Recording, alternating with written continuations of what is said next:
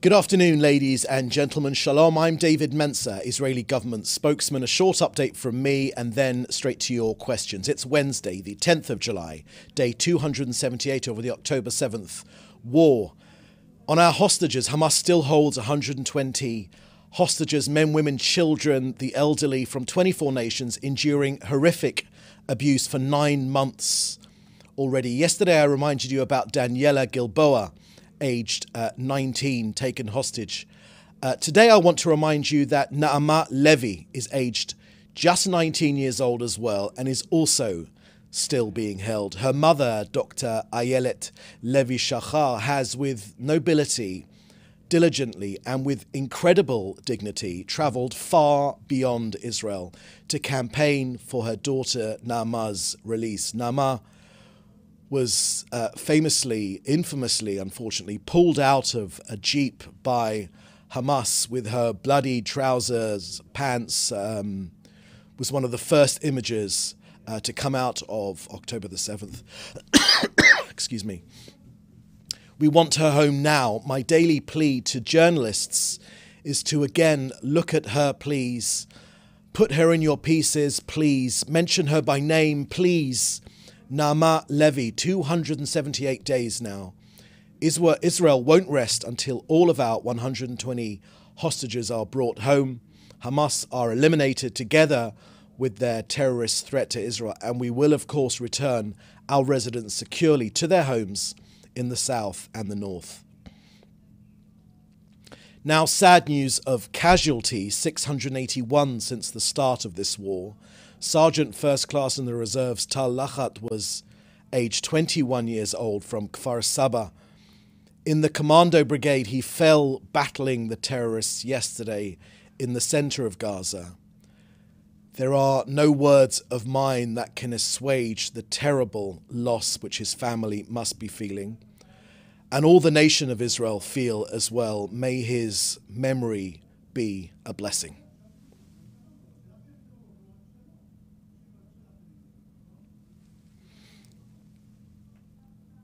Next to the progress of this war in Gaza, Defense Minister Yoav Galant updated the Knesset today that the IDF had killed or injured 60% of Hamas terrorists in Gaza.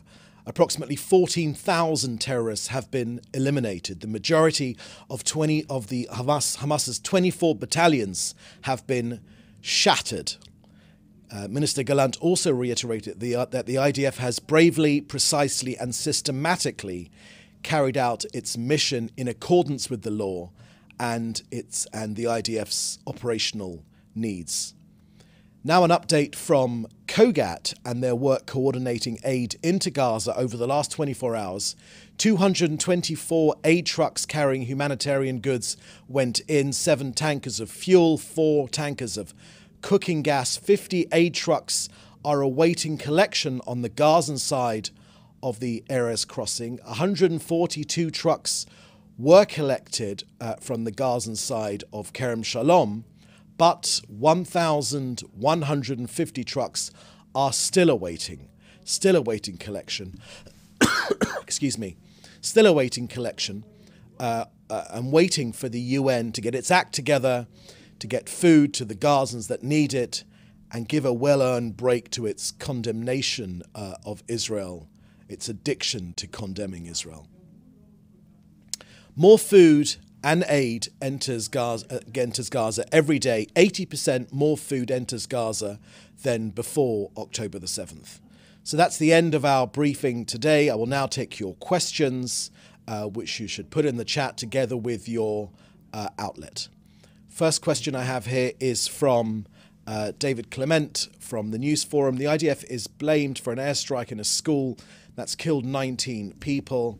Can the Prime Minister's office confirm it was an IDF strike?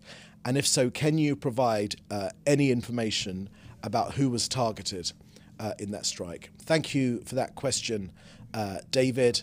The IDF has, in the last 24 hours, put out details of that incident, which you can pick up from the IDF's many ways of getting information out to you through Telegram or through Twitter, and they've made a fairly comprehensive layout of that particular issue.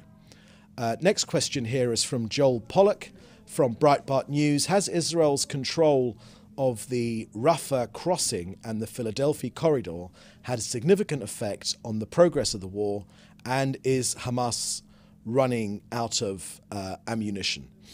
Thank you for that question, Joel. The issue of the Philadelphia crossing is an extremely important, and if you'll allow me, Joel, it forms part of these negotiations which are happening right now. So to remind you that the framework agreed by Israel, which has been supported by President Biden, as always, our objective has been to enable the return of our hostages without obstructing the other goals of the war. Now, in these negotiations, I want to share with you what Israel's position is. We're insisting on the issues which we've already, the principles of which we've already agreed. Among them is the option to return to fighting until all of our goals of the war are met, the prevention of smuggling ammunition from Egypt into Gaza. That's an extremely important point, Joel, because it's the lifeline for Hamas. That's how they've been able to smuggle their deadly munitions into Israel, to allow them to carry out October the 7th, to allow them to fire the thousands of rockets which they have fired at Israel's population, both in the immediate area of Gaza, but also throughout this country. So that's a very, very important point. And the prevention of the return of thousands of armed terrorists to the north of Gaza. We want to maximize the number of living hostages that return from Hamas captivity.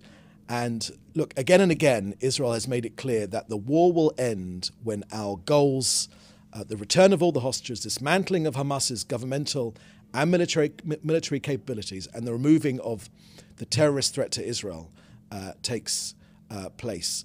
So this issue, Joel, I would point you particularly to the statement just released just a few minutes ago from the Prime Minister's office about his meeting this morning with Brett McGurk, President Biden's senior envoy to the Middle East. That issue was mentioned in that statement we just put out a couple of minutes ago, and I would refer you to that for more details. But of course, ending that smuggling route, ending that lifeline, deadly lifeline for Hamas on the Philadelphia crossing is absolutely key to prevent Hamas from being able to wage any sort of aggression on us ever again. We want Egypt to reopen the border with Gaza, and for further details, have a look at that statement which just came out. Next, from David Isaac, a follow-up from yesterday's question on the Al-Shifa doctor. Can we provide any more details? No, I haven't got any more details for you, David, on that particular incident. I would again refer you to the statement which the Prime Minister made last week regarding that incident. He was pretty clear about his views on that incident, and I would refer you back to that statement. I think it's quite comprehensive. Next, from Jim Williams at Zenga International News. If you could just scroll down so I could see the question. Was the PM aware that during the NATO 75th anniversary meetings in Washington, numerous world leaders expressed their support for Israel amid the conflict with Hamas? They demanded the immediate release of hostages, the utmost protection of civilians in both Gaza and Israel, and the acceptance of the proposed hostage ceasefire deal offered to Hamas. Thank you for that question, Jim. Yes, of course, we were very much aware of the meeting and also what was discussed at NATO.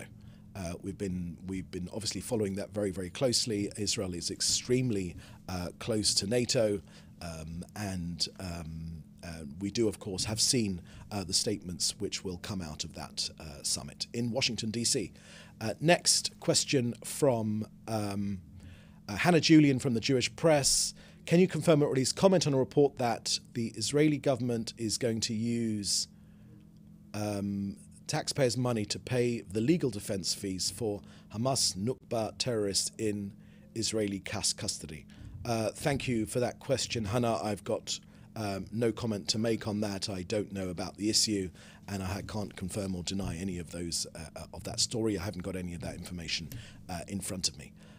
Next question from Louis Boudouin Larman from AFP.